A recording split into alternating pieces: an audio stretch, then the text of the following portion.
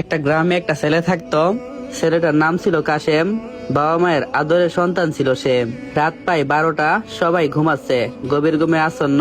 কিন্তু কাশেমের চোখে ঘুম নেই। চোখ বড় বড় করে তাকিয়ে আছে মোবাইলের দিকে। হ্যাঁ, বাজে ভিডিও দেখছে আর হস্তমৈথুনের নেশায় যেন পাগল হয়ে যাচ্ছে। কোনোভাবেই নিজেকে কন্ট্রোল করতে পারছে না। এভাবে দিন যেতে লাগলো। দিন দিন কাশেম আরো আসক্ত হয়ে পড়তো। সকালে ভাবতো সে এসব ছেড়ে দেবে, 5 ওয়াক্ত সালাত আদায় করবে, রবের দিকে ফিরে আসবে। কিন্তু না, একদিন চলে যায়, 2 দিন চলে যায়, দেখতে দেখতে গোটা একটা বছর কেটে গেল। এখন যেন এসব না করলে সে ঘুমাতেই পারে না। অনেকটাই আসক্ত হয়ে পড়েছে। রাত প্রায় 1টার কাছাকাছি মোবাইলে এসব দেখছে, অশ্লীল ভিডিও দেখছে।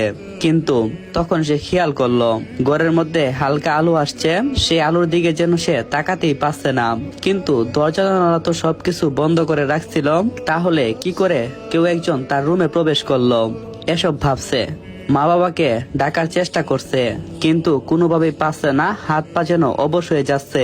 এখনো মোবাইলে খারাপ ভিডিও চলছে। কাশেমের সেদিকে কোনো আক্ষেপ নেই। সে দেখলো তার সামনে কেউ একজন দাঁড়িয়ে আছে।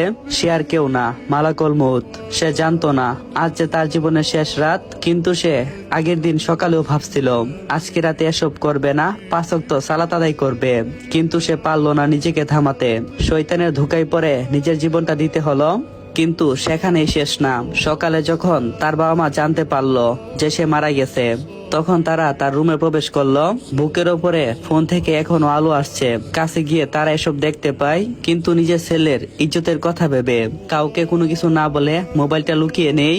কিন্তু 1 থেকে 2 ঘন্টা যাওয়ার পর একটা বাজে গন্ধ সবার নাকে এসে পৌঁছালো। মনে হচ্ছে মানুষ পচা গন্ধ, তাও আবার একটা না, লক্ষ লক্ষ মানুষ।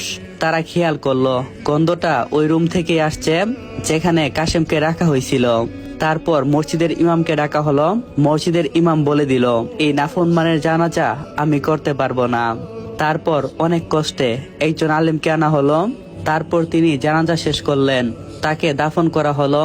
কিন্তু অবাক করা বিষয় হচ্ছে, তাকে কবরে রাখার পর শুরু হলো কঠিন আযাব। যেন একটা সাপ এসে তাকে সুবল দিল। চিৎকার দিয়ে মাগো করে কেঁদে উঠলো।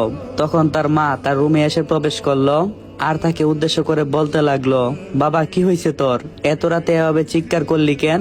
মা মা মা বলে কাশেম কাঁদতে শুরু করলো।